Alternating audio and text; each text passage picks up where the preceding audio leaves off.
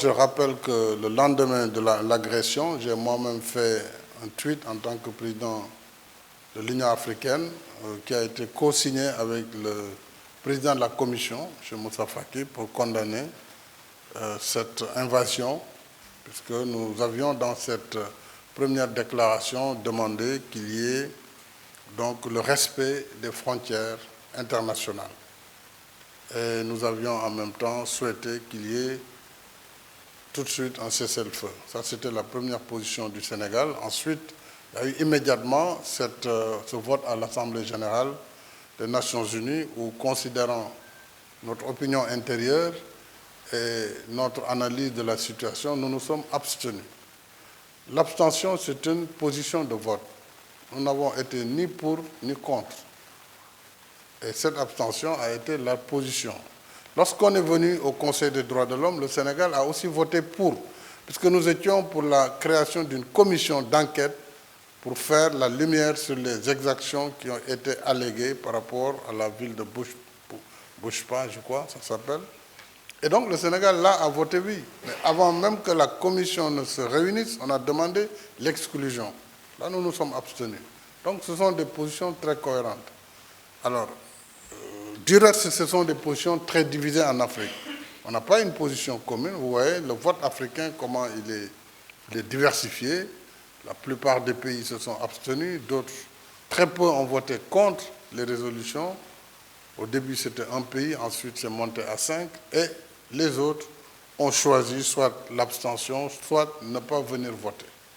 Mais tout cela doit pousser les gens à se poser des questions. Pourquoi l'Afrique a une telle position?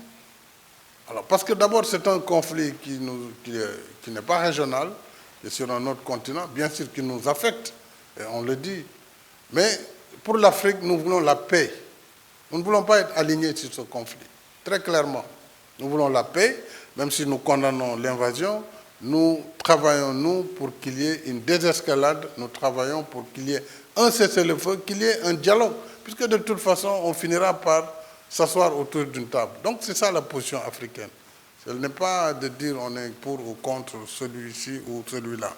Et nous assumons totalement nos positions, puisque ce sont des positions d'État bâties sur nos opinions, bâties sur notre analyse du conflit, et bâties également sur tout le combat que nous menons au quotidien, qui est une guerre contre la faim, contre cette surenchère des produits, de renchérissement des produits, et nous devons rester accrochés pour quand même assurer à nos populations la nourriture, assurer à nos populations la sécurité, la lutte contre le terrorisme. Il faut que les partenaires comprennent que l'Afrique a beaucoup trop de problèmes et sur lesquels elle veut aussi voir ses partenaires à ses côtés.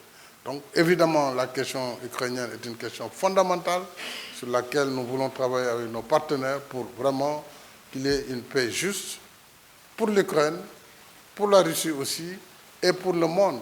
J'ai donc reçu ce mandat de l'Union africaine et nous avions d'ailleurs reçu l'invitation de Moscou pour nous y rendre le 18 dernier.